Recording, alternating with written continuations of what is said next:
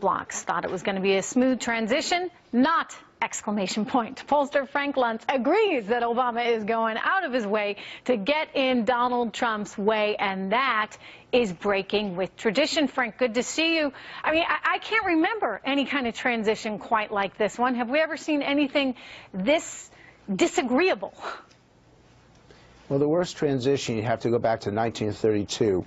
In the midst of the Great Depression, Herbert Hoover was not happy that he lost in the landslide and was very uncooperative with incoming President Franklin D. Roosevelt. And in fact, there's a wonderful cartoon of Hoover looking absolutely sullen as FDR rode from the Capitol to the White House in sheer joy about taking over the country. Probably the most difficult we've had in the last 50 years would be the Jimmy Carter to Ronald Reagan transition.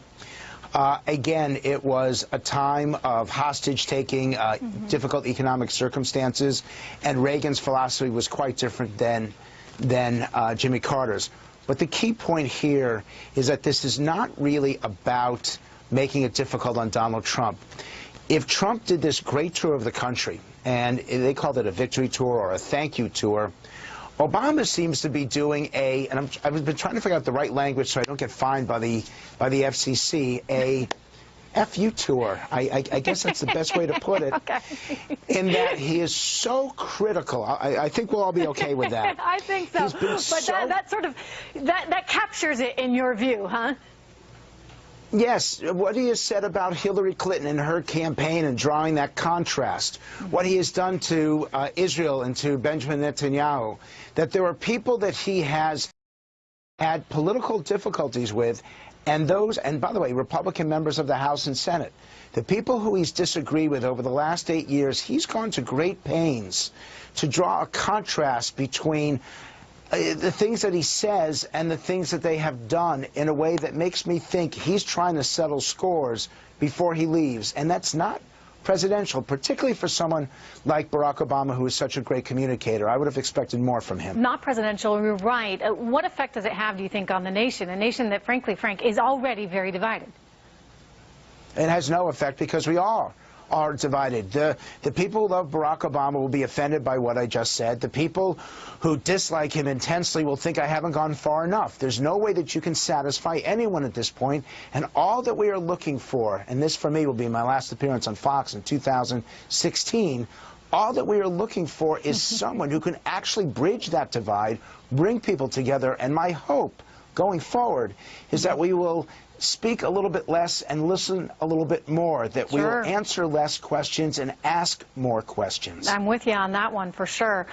You know, one thing that seems to have caught Donald Trump's eye was President Obama's statement that had he run again, had he been permitted to run for a third term, he would have won. Could he have?